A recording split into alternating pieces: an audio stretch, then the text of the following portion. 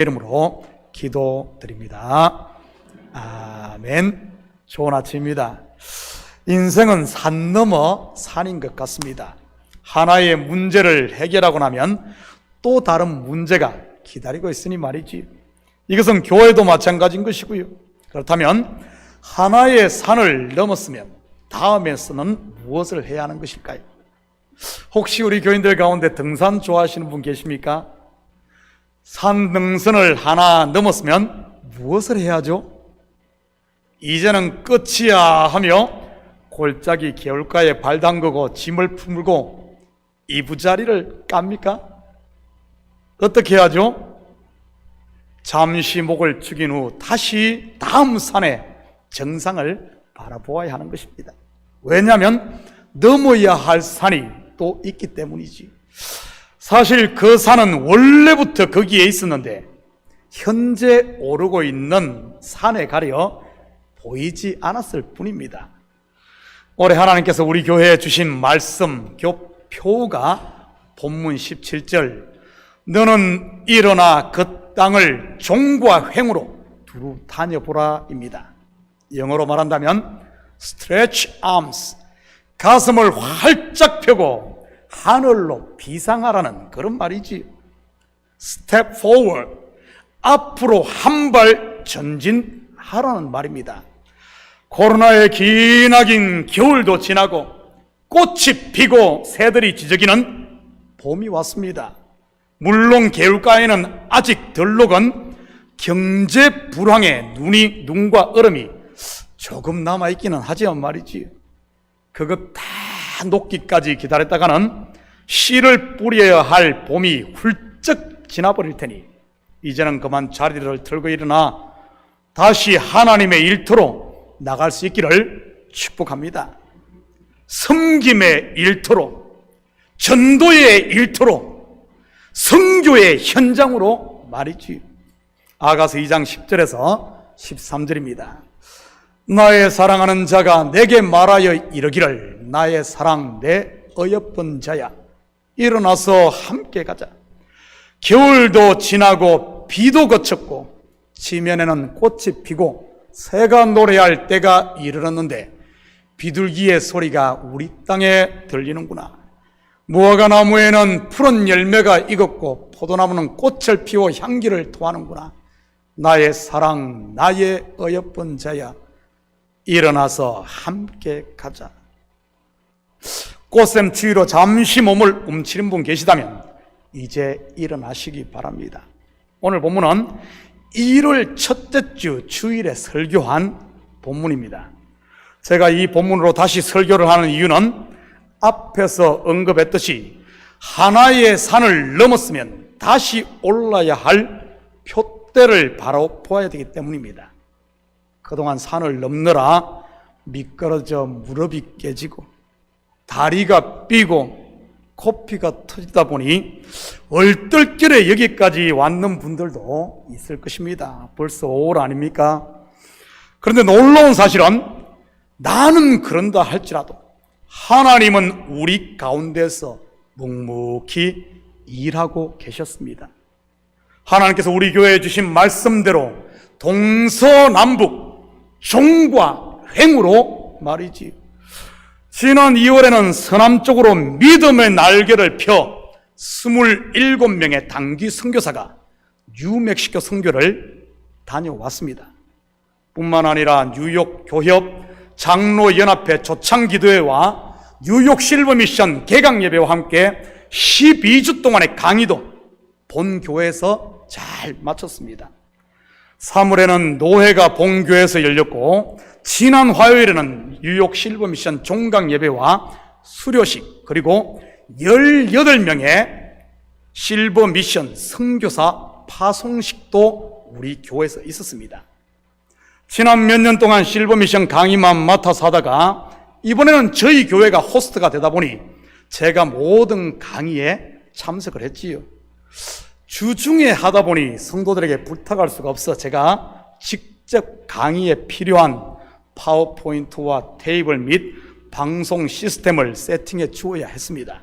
그러다 보니 자연스럽게 다른 분들의 강의도 다 제가 듣게 되었고요. 사람이 없어서 한 것인데 실버 미션 학교 역사상 처음으로 담임 목사가 직접 참석해 도와준 교회는 처음이라며 저에게 감사패까지 주더군요.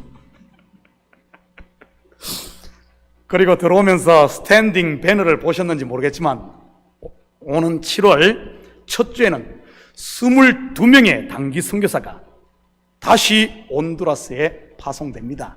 코로나로 인해 3년 동안 쉬었는데 말이지. 이처럼 보이지 않는 가운 곳에서 하나님께서는 일하셨고 또한 일하고 계심을 보게 됩니다.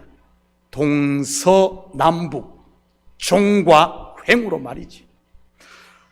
하나님은 두 팔을 벌리고 계신데 우리는 팔짱을 끼고 웅크리고 있지는 않습니까? 하나님은 손을 내미시는데 나는 포켓도에 두 손 푹 집어넣고 있지는 않나요? 혹시 그러고 있는 분이 계시다면 이제는 겨울도 지나고 비도 그쳤으니 일어나 함께 주님이 예비한 산지로 나아갈 수 있기를 축복합니다. 바로 즐거움과 기쁨 그리고 웃음이 있는 은혜의 잔치자리 그리고 하나님의 일터로 말이지. 먼저 오늘 본문의 배경부터 살펴보도록 하겠습니다. 하나님의 말씀을 따라 본토 친척 아비집이었던 갈대아 우르를 떠나 약속의 땅 가나안에 온 아브라함에게 기근이 임하게 됩니다.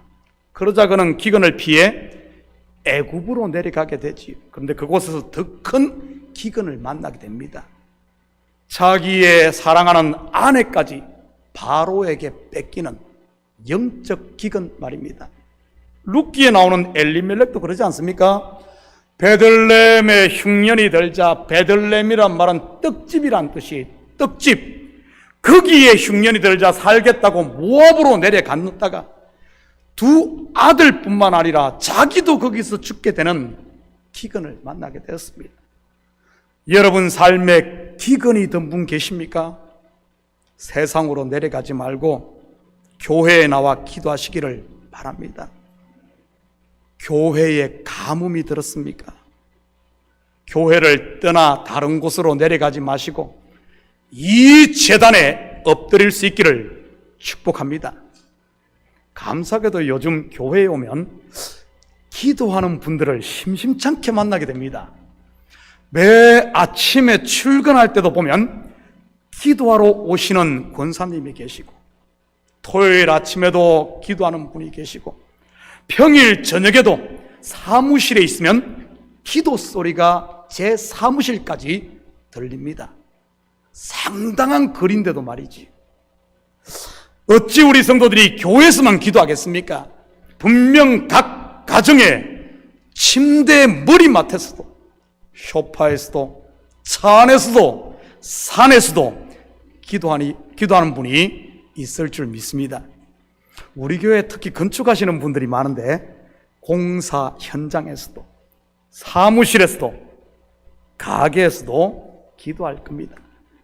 마음에 흉년이던 분 계십니까?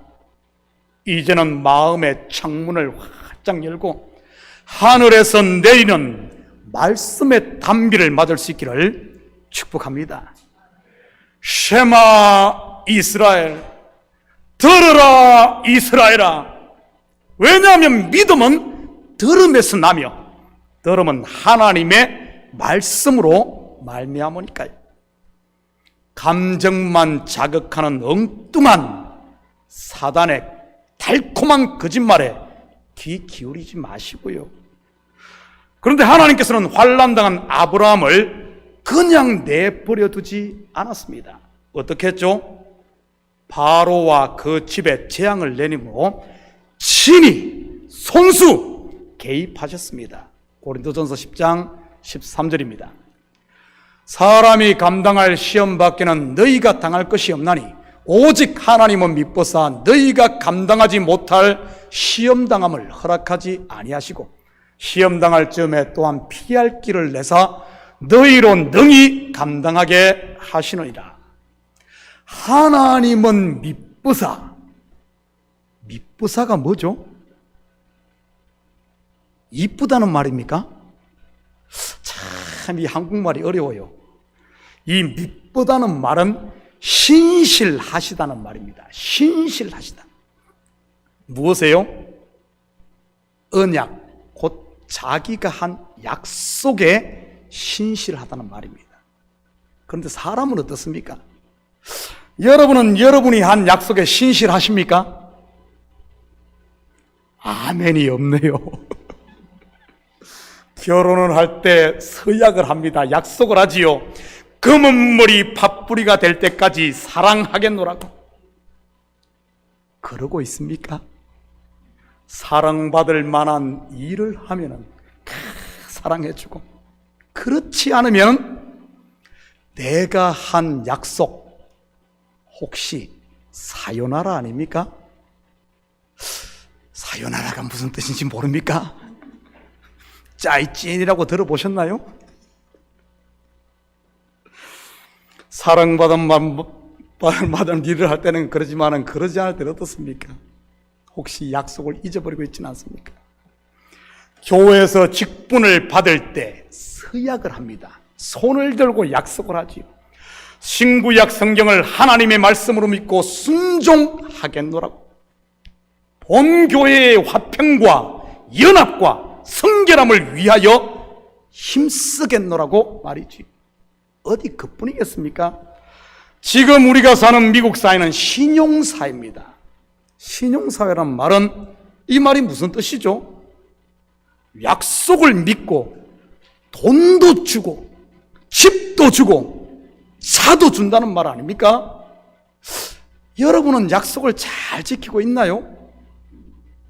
마음은 원이로되 육신이 약해서는 아닙니까? 나는 지키고 싶은데 아이 그놈의 돈이 나를 속이네요 이러진 않나요? 말이라도 못하면 믿진 않지.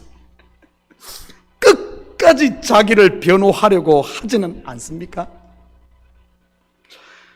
누가 자기가 한 약속을 다 지킬 수 있겠습니까? 유한성을 가진 인생이 말이지. 그래서 예수님께서 이런 말 하지 않았습니까? 맹세하지 말라고 말이지. 마태복음 5장 33절에서 37절입니다. 우리 한 절씩 나눠서 읽도록 합니다. 또 옛사람에게 말한 바 헛맹세를 하지 말고 내 맹세한 것을 굳게 지키라 하였다는 것을 너희가 들었으나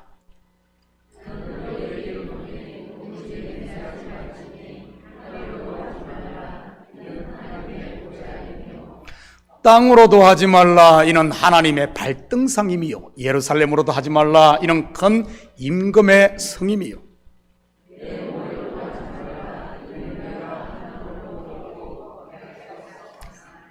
오직 너희 말은 옳다 옳다 아니라 아니라라 이에서 지나는 것은 악으로부터 나느니라. 여러분 성경 잘못 이해하면은 도저히 약속하지 마라 그런 맹세하지 마라 그런 뜻으로 집힌데 오늘 이 본 말씀 그런 게 아닙니다. 악으로부터 나느니라 무슨 말입니까? 네가 하나님의 자리에 앉았다는 그런 말이죠. 그리고 이 말은 옛사람에게 말한 곧 율법으로는 절대 스스로 구원에 이를 수 없고 오직 하나님의 언약 곧 은혜로 된다는 것을 말하는 본문입니다. 나의 잘남이 아닌 하나님의 신실하심이 우리를 구원한 줄 믿습니다. 거대한 바로의 힘과 권력 앞에서 아내까지 뺏긴 아브라함이 할 수 있는 것이 무엇이겠습니까? 뭘 할 수 있어요? 그 애굽의 바로왕 앞에서 자기의 무능 곧 하벨되는 발견하는 것 아니겠습니까? 아벨 곧 히브리어 하벨이라는 뜻이 허무, 공허, 호흡 아닙니까? 나의 나됨, 나에게서 나는 것이 아니라 나의 무능을 발견하는 것 말이죠. 그럴 때 하나님이 예비하신 피할 길, 곧 예수 그리스도가 보이고 하나님의 손이 보이는 것입니다. 하나님께서 아브라함에게 개입하시자 어떤 일이 일어나죠?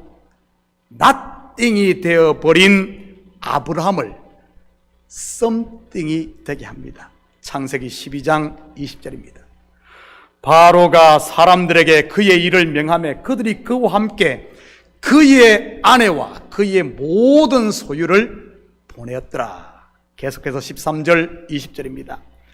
아브라함에게 가축과 은과 금이 풍부하였더라. 이것이 다가 아닙니다. 더 있습니다. 6절입니다. 그 땅이 그들이 동가기에 넉넉하지 못하였으니 이는 그들의 소유가 많아서 동거할 수 없었음이니라. 그런데 문제는 이 모든 부가 누구로부터 주어진 것입니까? 누구로부터 주어졌죠? 애굽 왕 바로로부터 주어진 것입니다. 바로로부터 주어졌다는 말은 구속 역사로 보면 율법에서 난 의라는 그런 말입니다. 그러니 그 속에서 어떤 일이 일어나겠습니까? 엄청난 금은 보화, 땅도 소도 엄청난 부귀를 이뤘지만 율법에서 난 의, 어떤 일이 일어날 것 같아요? 서로 다툼이 일어납니다. 뿐만 아니라 그 속에서 앞으로 아브라함 가정의 쓴뿌리가 될 가라지까지 자라게 되었던 겁니다. 바로 이스마엘 말이지. 이스마엘이 누구로부터 태어납니까? 누구의 소생이죠? 하갈입니다. 하갈이라는 이 사라의 여종이 이때 애굽왕 바로로부터 받은 종이었으니까요. 이러한 사실을 알았기에 아브라함은 후에 조카 롯을 구원하고 손수 치른 전쟁에서 얻은 탈취물까지도 포기했던 것 아닙니까? 소돔 왕이 주려고 하는데도 말이지. 창세기 14장 23절입니다. 네 말이 내가 아브라함으로 치부하게 하였다 할까 하여 내게 속한 것은 실 한 오락이나 덜매끈 한 가닥도 내가 가지지 아니하노라. 혹시 여러분 속에 다툼을 일으키고 분열과 당을 짓게 하는 바로가 준 금은 보화, 바로가 준 여종은 없습니까? 율법으로 싼 의 말이지. 나는 다른 사람들 곧 토색, 불의, 간음도 하지 않아. 그래서 저 사람들과는 다른 사람이야. 나는 일회에 2번씩 금식하고 또 소득의 11조도 드렸으니 하나님께서 10배로 나에게 갚아주셔야 해. 주여, 우리가 어느 때에 주께서 줄이신 것이나 목마르신 것이나 나그네 되신 것이나 헐벗으신 것이나 병드신 것이나 목에 갇히신 것을 보고 공양하지 않아야 되니까. 나는 다 했습니다. 나는 할 도리 다 했습니다 하는 자기의 자기 자랑 말이지. 여러분, 아브라함 속에서 이런 것들이 드러나자 아브라함이 어떻게 합니까? 창세기 13장 9절입니다. 네 앞에 온 땅이 있지 아니하냐? 나를 떠나가라. 네가 좌하면 나는 우하고 네가 우하면 나는 좌하리라. 여러분, 아브라함에게 있어 조카 롯은 어떤 존재입니까? 한마디로 그의 전부였습니다. 아들이 없던 그에게 롯은 양자, 곧 자기의 상속자라고 생각을 했으니 말이지. 마찬가지로 율법 아래에 있는 사람에게 있어 자기가 쌓은 율법의 의는 전부라고 생각하지. 사실 그 자부심 하나로 산다는 말입니다. 사도 바울도 율법 아래에 있을 때 그렇지 않았습니까? 바리새인들과 서기관들도 마찬가지고, 그 자부심이 얼마나 그들에게 컸던지 사람을 죽이기까지 하며 그 자부심을 지키려고 했던 겁니다. 왜 당시 종교 지도자들이 예수님을 십자가에 못 박게 내어주었습니까? 바로 자기들이 가진 율법의 의를 지키기 위해서 아닙니까? 왜 무리들이 스데반을 돌로 쳐 죽였나요? 자기들이 가진 율법의 의에 흠집을 내니 그랬던 것 아닙니까? 낫땡인 아브람, 애굽의 바로 왕으로 인해 썸띵이 되었습니다. 부자, 곧 큰 자 말이지. 그런데 아브라함을 향한 하나님의 계획, 곧 약속이 아브라함을 썸띵으로 만드는 것이었을까요? 여러분을 향한 하나님의 계획이 여러분을 부자 만들어 이 땅에서 떵떵거리며 살게 하고 좀 더 넓은 집, 좀 더 큰 차, 좀 더 높은 곳에 앉게 하는 것일까요? 따라합니다. Never. Never가 무슨 뜻인지를 알아야 따라하지. 제 발음이 잘못됐나? Never. 따라합니다. Never. 절대 그렇지 않다는 말입니다. 그렇다면 저와 여러분을 향한 하나님의 약속, 언약은 무엇일까요? 바로 something을 넘어 everything이 되게 하는 것입니다. everything. 하나님의 나라를 상속할, 하나님의 나라를 상속할 아들 되게 하시는 것 말이지요. 할렐루야. 잠시 있다가 없어질 세상의 부나 명예 그리고 건강이 다가 아니고요. 이처럼 눈앞에 있는 큰 산을 넘어온 아브람, 낙심하고 지친 그에게 하나님은 다시 그가 가야 할 표대를 보여줍니다. 너는 눈을 들어 너 있는 곳에서 북쪽과 남쪽 그리고 동쪽과 서쪽을 바라보라. 먼저는 눈을 들어 바라보라. 그리고 너는 일어나 그 땅을 종과 횡으로 두루 다녀보라. 일어나서 다녀보라. 제가 서두에 말씀드렸듯이 올해 하나님은 우리 교회를 향해 말씀하시길 동서남북을 바라보고 종과 횡으로 다녀보라입니다. 그래서 하나님께서는 우리 교회 뉴멕시코로 온두라스로 선교하기를 원하시는 것이지. 교회를 열어 지역사회와 교회를 섬기기를 원하십니다. 우리끼리 잘 먹고 잘 사는 게 교회가 아니고요. 교회는 받은 은혜, 우리는 벌써 충만 또 충만, 하나님으로부터 전부를 받은 사람들입니다. 이제는 나눠야 하지 않을까요? 그리고 우리 성도들이 마음의 문을 열고 연약한 사람들을 정죄하고 판단하는 것을 멈추고 품어주고 섬겨주며 기다려주기를 원하십니다. 또한 시기하고 질투하며 끌어내리는 것이 아닌 격려하고 응원해 주기를 원하심을 믿으시기 바랍니다. 왜냐하면 우리는 그리스도 안에 있는 한 공동체의 지체로서 너희의 잘남이 곧 나의 잘남이요 형제의 아픔이 나의 아픔이기 때문입니다. 그런데 지금 우리의 마음은 어떻습니까? 왜 지들만 선교를 가? 왜 지들만 선교를 가? 돈 있다고 자랑하는 거야? 우리 교회도 힘든데 왜 지역사회를 내가 섬겨? 왜 이웃교회를 섬겨야 돼? 내가 무슨 봉이냐?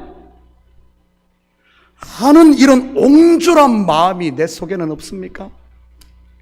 하나님의 마음이 아닌 내 마음, 내 생각, 나로 충만한 것 말이지.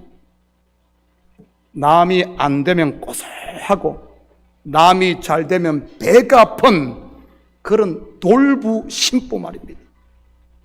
왜 없겠어요? 우리 속을 들여다보면 저쪽 한 구석에 웅크리고 있는 이런 노물부와 같은 짐승들이 다 있지요.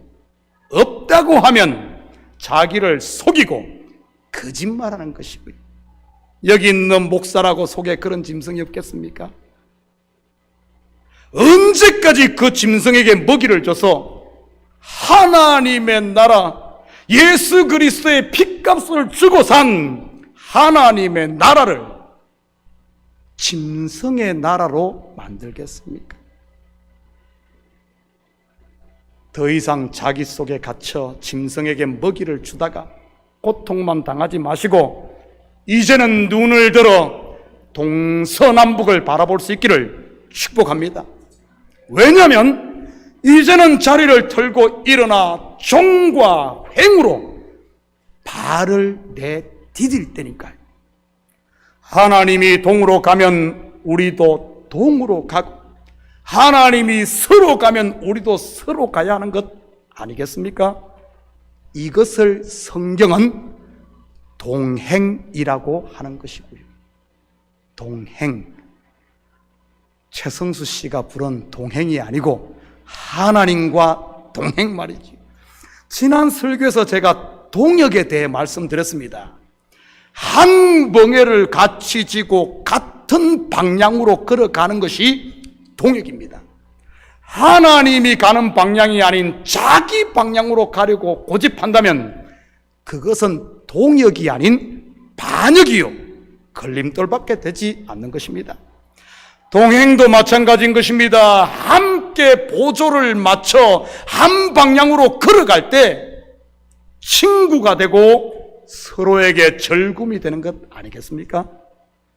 동행하지 못하고 매 뒤에 쳐져서 버티고 있다면 어떻게 되겠어요? 한마디로 목 빠지는 겁니다. 가끔 공원에서 강아지를 산책시키는 분들을 보게 됩니다. 그런데 가끔 가다 강아지가 지멋대로 가려고 나무에다 코를 킁킁거리면서 그러고 있으면 어떻게 하죠? 주인이 목줄을 잡아당기지 않습니까?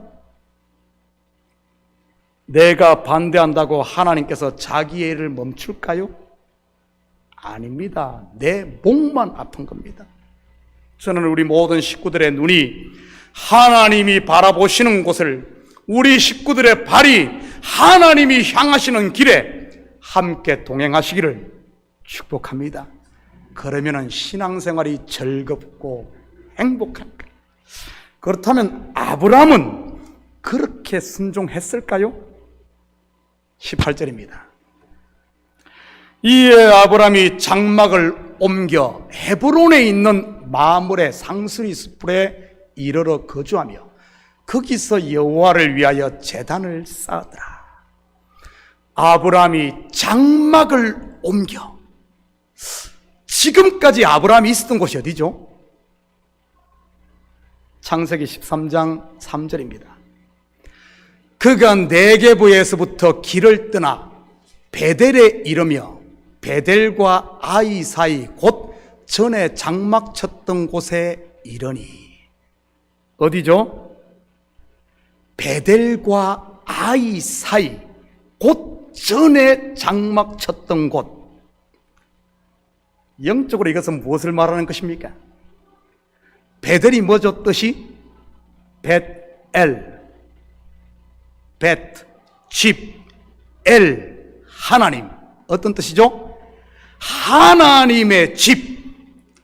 아이는요, 역사적으로 보면 아이에서 일어나 아주 기가 막힌 사건 하나 있죠. 뭐죠? 하나님의 것을 도둑질한 아간의 반역이 있었던 곳이 요 아이입니다. 그런데 아브라함이 그 사이, 베델도 아니고 아이도 아니고 그 사이에 있었다고 하네요. 하나님의 집도 아니고 반역의 장소도 아닌 중간 지점. 한마디로 on the line, 온더 라인에 있었던 것입니다. 쉽게 말하면 한 발은 교회에, 한 발은 세상에 말이죠. 거기다가 전에 장막 쳤던 곳이라고 합니다. 무슨 의미겠습니까? 전에 장막 쳤던 곳, 여전히 율법에 머물러 있었다는 말입니다. 그러던 그가 롯을 떠나보내고 하나님의 말씀을 듣고는 어디로 옮깁니까? 헤브론입니다. 헤브론의 뜻이 뭐죠? 연합, 동맹, 친구라는 뜻입니다. 그리고 그가 장막을 친 장소가 마므레 상수리 숲입니다. 마므레가 무슨 뜻일까요? 마므레. 먼저 아브라함이 가나안 땅에 처음 들어와 처음 장막을 쳤던 곳이 어딘 줄 압니까? 창세기 12장 6절입니다. 아브라함이 그 땅을 지나 세겜 땅 모래 상수리 나무에 이르니 그때 가나안 사람이 그 땅에 거주하였더라. 어디죠? 모래 상수리 나무. 모래와 마므레 발음이 아주 비슷합니다. 그냥 내일 모레 그 말이 아니고 히브리어 모래입니다. 모래의 뜻이 뭔 줄 압니까? 모래. 처음 장막 쳤던 곳, 모래. 이름비라는 뜻입니다. 이름비. 그렇다면 마므레라는 뜻은 무엇일 것 같습니까? 그냥 아주 센스가 아주 대단합니다. 맞습니다. 늦은 비입니다. 이름비는 먼저 내린 비, 첫 번째 언약 율법을, 늦은 비는 두 번째 언약 은혜를 말하는 것이지. 정리하면 그가 하나님의 말씀에 순종해 베델과 아이 사이에 율법에 머물다가 하나님의 말씀을 듣고 그곳을 떠나 헤브론, 곧 하나님과 연합하고 교회 공동체와 하나 되고 두 마음이 한 마음이 되었다는 그런 말입니다. 그리고 늦은 비가 내리는 은혜 아래 머물렀다는 그 말이지. 사랑하는 성도 여러분, 겨울도 지나고 비도 그쳤고 지면에는 꽃이 피고 새가 노래할 때인 영적인 봄날이 되었습니다. 이제는 우리 성도들이 시기와 질투, 분열과 원망이라는 옛 땅에서 짐을 싸 너는 일어나 그 땅을 종과 횡으로 두루 다녀보라.